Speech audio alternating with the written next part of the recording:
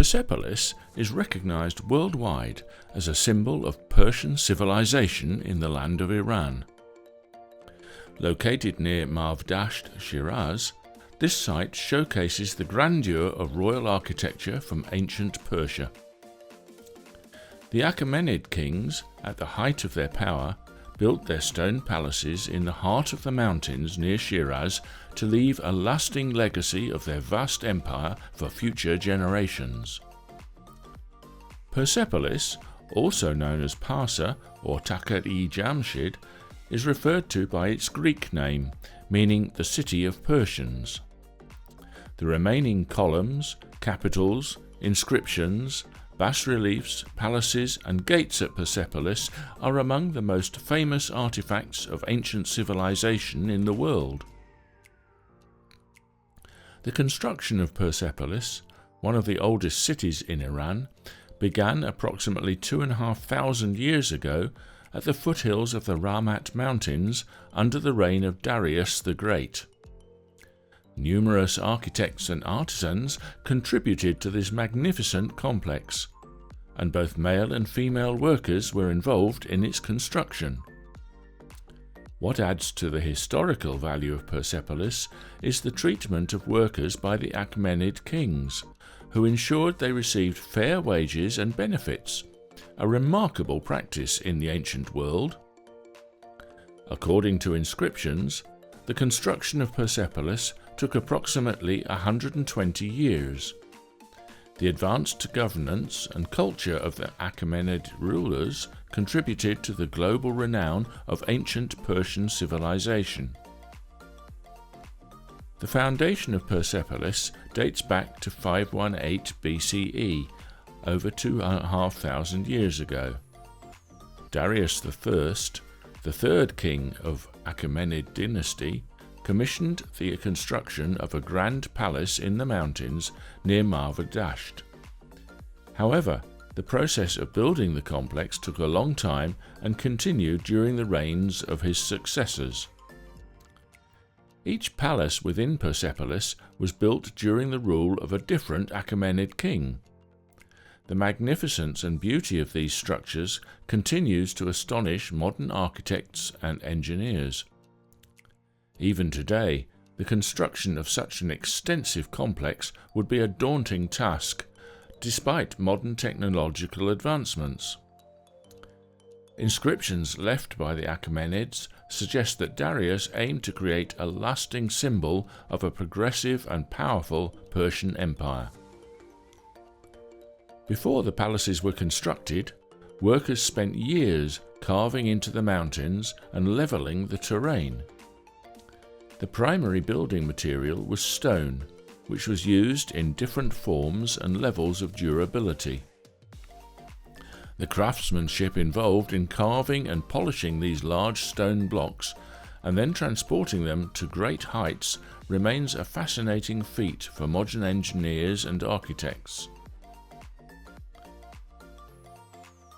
The construction, begun under the reign of Darius I, continued until the fall of the Achaemenid Empire. While the development of the palaces persisted for many years, significant portions of the complex were built and adorned during the reigns of Darius I, Xerxes I, and Artaxerxes I. The grand palaces of Persepolis served as the residence of Achaemenid kings for many years and remain one of the most significant and enduring historical monuments of ancient Iran. Darius I carefully chose the location of Persepolis, considering its geographical advantages, the position of the mountains relative to sunrise and sunset, the surrounding green plains, and its strategic location along the Royal Road.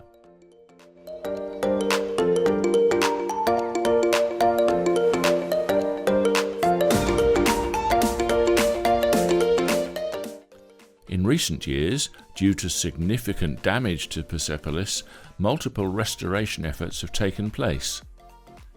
In 1930, an American archaeological team led a restoration project, during which an inscription of Xerxes was discovered, helping to identify the Queen's Palace.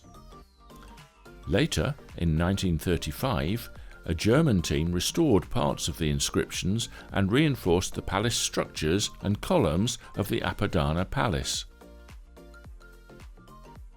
Restoration work continued until 1940, leading to the discovery of many artifacts and inscriptions. Many of these artifacts are preserved in the Persepolis Museum, while others are housed in the National Museum of Iran. Unfortunately, a significant number of these treasures were taken out of the country and are now kept in museums and libraries across Europe and the United States. Persepolis remains a symbol of Persian glory until the invasion of Alexander the Great. In 334 BCE, Alexander and his forces attacked Persia, looted the royal treasury, and set Persepolis ablaze.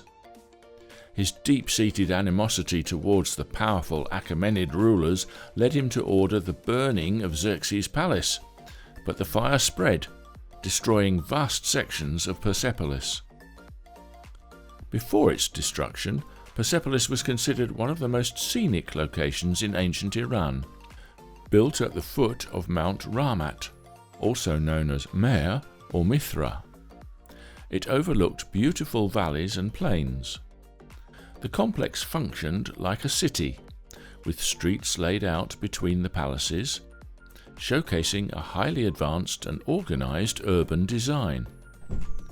Even by today's architectural standards, the planning of Persepolis, including its residential areas, royal quarters, and overall layout, reflects remarkable engineering achievements. Each palace had a specific function and was used for various ceremonies and grand celebrations.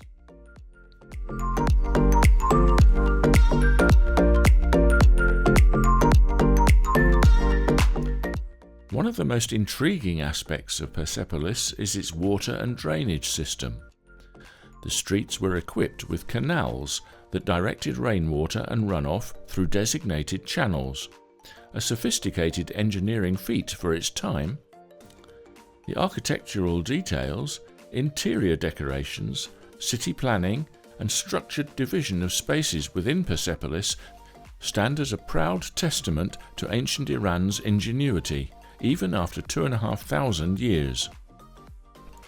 The bas-reliefs at Persepolis depict representatives of different nations without any sign of submission or humiliation.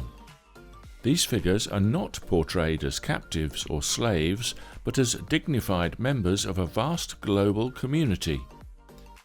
From the Medes and Indians to the Tunisians, Africans, and Greeks, all are depicted as independent and self-reliant individuals. In these reliefs, each nation is separated by a cypress tree, a sacred symbol.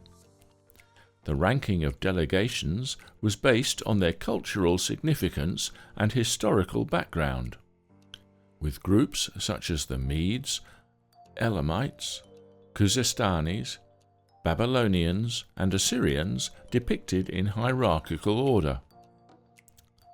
Persians, Medes, and Elamites are shown leading delegations as guides, symbolizing hospitality. People of all nations were free to wear their traditional clothing and speak their own languages. Nowhere in Persepolis is there an attempt to portray Persian superiority over others. In the reliefs, representatives of different nations extend their hands towards one another in a gesture of friendship. Holding a staff was a sign of high rank, while a tall, ridged hat indicated a military position. A plain, tall hat symbolized nobility, while a short, cylindrical hat denoted court officials, royal guards, and servants.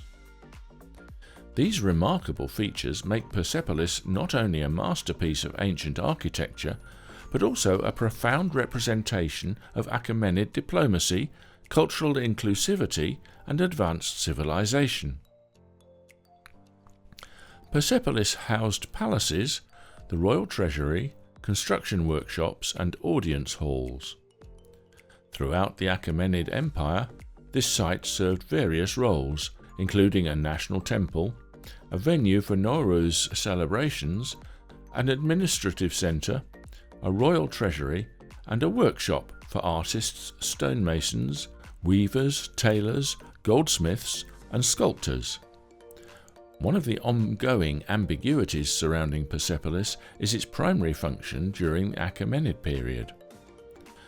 Among the various theories proposed, one suggests that Persepolis was primarily an administrative and political seat of the Achaemenid kings. Some researchers believe that Mount Ramat is the same as Mount Mer or Mithra and emphasize the site's sacred nature in Iranian tradition. The Elamite tablets from Persepolis also reference the mountain's sanctity. The numerical divisions, stairway arrangements, and many other measurements at Persepolis highlight its sacredness. The calculated numbers in its architecture were not chosen randomly. All are divisible by 3 and 7. Numbers with a significant religious and symbolic importance in ancient Iran.